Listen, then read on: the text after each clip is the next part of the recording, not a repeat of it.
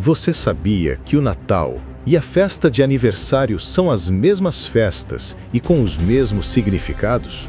Nesta série, Palavra da Justiça, iremos mostrar com documentos históricos e comprovações que essa comemoração aparentemente inofensiva tem o mesmo peso da idolatria natalina.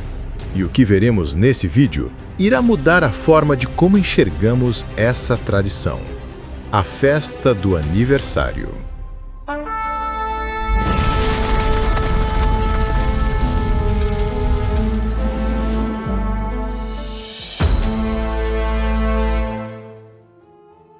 Vamos voltar ao tempo em busca dos fatos históricos, começando pelo Egito, para compreender o primeiro relato sobre essa festa.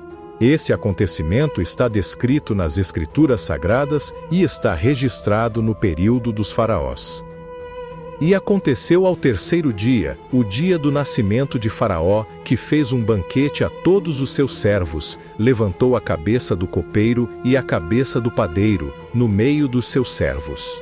E fez tornar o copeiro ao seu ofício de copeiro, e este deu o copo na mão de Faraó, mas ao padeiro enforcou, como José havia interpretado. Gênesis 40, 20 ao 22. O termo aniversário não existia no idioma hebraico antigo. A expressão usada na época era dia do nascimento. Nesse relato de Gênesis, o faraó estava festejando e comemorando o dia do seu nascimento, costume e prática comum de pessoas que não faziam parte do povo do Criador, mostrando no decorrer das Escrituras que essa comemoração do dia do nascimento não foi realizada por nenhum servo do Altíssimo e não sendo nos dado como exemplo a ser seguido. Outra desaprovação mencionada nas Escrituras em relação a esse tipo de festa está ligada aos filhos de Jó. O relato descreve em Jó 1:4 que eles festejavam cada um no seu dia, expressão também traduzida em algumas versões, como por exemplo, NVI em inglês e espanhol como aniversário. Diversos intérpretes antigos compreenderam esse seu dia como referência ao dia do nascimento. O texto relata ainda que após esses banquetes, Jó oferecia sacrifícios a Iau, temendo sobre essa celebração, mostrando que Jó não participava dessas comemorações, mas intercedia depois delas, o que muitos estudiosos veem como uma reprovação espiritual a tais práticas. Alguns versículos nos mostram que o dia do nascimento não é tão importante quanto parece a ponto de festejarmos. Pereça o dia em que nasci, a noite em que se disse, um menino foi concebido. Jó 3:3. O bom nome é melhor do que um perfume finíssimo, e o dia da morte é melhor do que o dia do nascimento. Eclesiastes 7:1. Com o passar dos anos, essa prática de comemoração se espalhou, passando a ser realizada também na Grécia Antiga. Alguns registros e achados arqueológicos comprovam que os povos gregos herdaram essa prática pagã dos egípcios. Como, por exemplo, o relato descrito na estela Pedra de Roseta, que se encontra atualmente no Museu Britânico. Nela, há textos egípcios e gregos com um decreto aprovado por um conselho de sacerdotes, afirmando o culto do aniversário de Ptolomeu V Epifânio, de 13 anos, que foi divinizado em seu primeiro aniversário de coroação. Um evento que o tornou um deus vivente para o povo egípcio. Uma festa de autoadoração e festejada por todos naquela ocasião. Outro paganismo, usado em festas de aniversário, é o bolo com velas. Na Grécia, oferendas de adoração à deusa Ártemis eram feitas com bolos em formato redondo que representavam a lua cheia. As velas acesas simbolizavam a luz e os pedidos feitos aos deuses em celebração do seu nascimento. Essa era a antiga tradição grega do bolo de aniversário. Após a Grécia, essa tradição egípcia de comemorar o aniversário se estendeu ao Império Romano. Segundo o dicionário Merriam-Webster, da Enciclopédia Britânica, a etimologia da palavra aniversário deriva do latim clássico anniversarius, onde annus significa ano e versus significa virar, retornar, literalmente o que retorna anualmente. Se traduzirmos a palavra aniversário para o idioma latim, teremos dies natalis. A palavra Natal tem o mesmo significado que a palavra natalis. O termo natalis está relacionado ao dia do nascimento, já o adjetivo Natal sendo sinônimo de aniversário.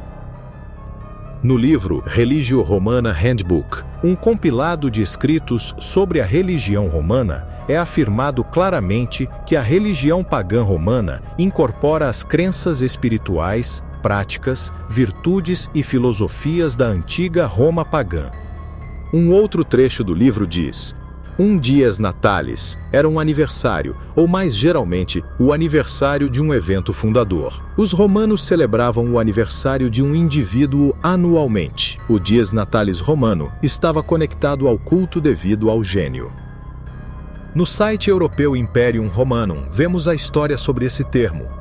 O trecho traduzido diz: dies natalis, dia do nascimento, era no mundo romano o dia do nascimento ou o aniversário de uma construção ou evento.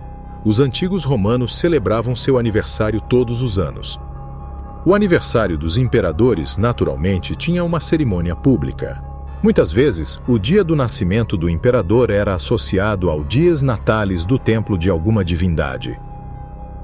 Essa prática dies natalis, adotada pelos romanos, foi usada a partir do imperador Júlio César, no primeiro século antes do Machia. Nesse livro sobre os calendários romanos, Imperial Birthdays, Victories and Triumphs, aniversários, vitórias e triunfos imperiais, também é possível ver essa prática do dies natalis entre os imperadores. O trecho do livro diz: entre os novos festivais adicionados ao calendário, a celebração do dies natalis tornou-se uma constante a partir de Júlio César. Essa prática foi adotada apenas timidamente por Augusto devido à sua origem helenística, mas cresceu progressivamente em popularidade até sua institucionalização definitiva. Um dos primeiros cidadãos comuns a usar o termo natalis para se referir ao seu próprio aniversário foi o escritor romano Públio Ovídio Naso, um dos maiores poetas da Roma antiga. Em seu livro Ovidi Tristia III, Ovídio escreve um lamento sobre o seu aniversário. Um trecho do livro diz: eis-me aqui inútil, pois que proveito houve em eu ter nascido? Chega meu natalis, o dia em que nasci retorna. Outro relato nas escrituras sagradas sobre essa comemoração é o do rei Herodes, um líder pagão romano, que fez uma festa de aniversário em comemoração ao seu dies natalis e que culminou com a morte de um homem justo. E chegando um dia favorável, em que Herodes, no seu aniversário natalício, dera um banquete aos seus dignitários, aos oficiais militares e aos principais da Galileia. No mesmo instante, voltando apressadamente para junto do rei, disse: quero que, sem demora, me des num prato a cabeça de João Batista. Marcos 6, 21 e 25. Roma também usava o termo dies natalis para marcar o nascimento de deuses, como por exemplo o Sol Invictus. O festival era marcado em 25 de dezembro, como mostra o cronógrafo de 354, o calendário romano. Com o surgimento de Jesus Christus, líderes religiosos pagãos escolheram o mesmo dia 25 de dezembro como o aniversário do atual Jesus Cristo, o Dies Natalis Christi, apropriando-se do festival do aniversário do Sol Invictus, o Dies Natalis Solis Invicti, realizado na mesma data. Era costume dos pagãos celebrar nesse mesmo dia 25 de dezembro, o aniversário do Sol, revelando que o Natal é na realidade um aniversário, o que faz com que muitos comemorem essa festa natalina para si mesmo. Dessa maneira, alguns crentes acabam se colocando sob uma forma de idolatria, tratando seus próprios corpos como instrumentos de rituais pagãos. No site norte-americano New Advent, ligado à Igreja Católica, admite outra aberração. Mostra que tanto em grego quanto em latim houve uma extensão do uso primitivo do dies natalis, passando a significar um pouco mais do que aniversário. Como, por exemplo, no aniversário de um imperador durante sua vida, que eram frequentemente continuados após sua apoteose, comemorando o seu aniversário como se ele ainda estivesse vivo. Em grego, genésia, Usado similarmente para Dies Natalis, passou a ser frequentemente usado em conexão com a comemoração anual de uma pessoa falecida por meio de sacrifícios e outros ritos. Alguns crentes da igreja primitiva celebravam o aniversário de seu martírio influenciados por costumes pagãos pré-existentes. Usavam a expressão "o aniversário do seu martírio", indicando a comemoração do dia que ele morreu, confirmando a prática de celebrar esta festa habitual de qualquer santo ou mártir. Na seção Celebração Antecipada, admite que o Natal não estava entre as primeiras festas da igreja, e o escritor da igreja primitiva Orígenes, que também se tornou um mártir, afirmou que nas escrituras somente os pecadores e não os santos celebravam seus aniversários. Com o passar dos séculos, quando o poder religioso de Roma se consolidou, essas comemorações foram acrescentadas aos ritos oficiais da igreja, e o Dies Natalis dos mártires passou a ser considerado um dia sagrado no calendário litúrgico, simbolizando o nascimento deles para o céu. Assim, o antigo costume pagão transformou-se em uma doutrina, mantida pela tradição católica romana até os dias de hoje, e espalhando-se entre todas as religiões. Eu sou o professor Rafael Tonon, professor de filosofia, professor de história, e é um prazer tê-lo aqui comigo. Geralmente a festa litúrgica dos santos, ela fica geralmente estabelecida na data da morte do santo. Na tradição da Igreja Católica, nós chamamos a data da morte de um santo de Dies Natalis. A data da morte de um santo de Dies Natalis. O Dies Natalis é o dia do nascimento. O Dies Natalis é o dia do nascimento. Né? Parece uma contradição, né? Falarmos de dia do nascimento, né, exatamente no dia em que o santo morreu. Mas, na realidade, né, numa visão sobrenatural das coisas, é exatamente isso. O Dies Natalis é o dia em que o santo morre para este mundo e nasce para a vida que não tem fim, nasce para a vida eterna. É o Dies Natalis. Nas Escrituras Sagradas não há nenhum versículo mencionando que devemos comemorar o dia do nosso nascimento, nem vemos relatos de algum rei ungido, sacerdote, profeta, apóstolo ou discípulo comemorando tais festas. Após fazermos a imersão no nome Yahshua, somos sepultados com ele na sua morte e devemos viver uma nova vida no Mashiach.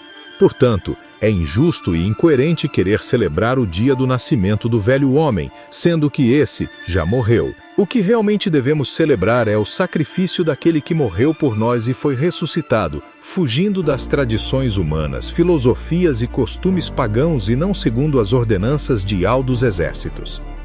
Tenham cuidado para que ninguém os faça presa sua por meio de filosofias e vãs sutilezas, conforme a tradição dos homens, conforme os rudimentos do mundo e não segundo o Mashiach. Colossenses 2:8.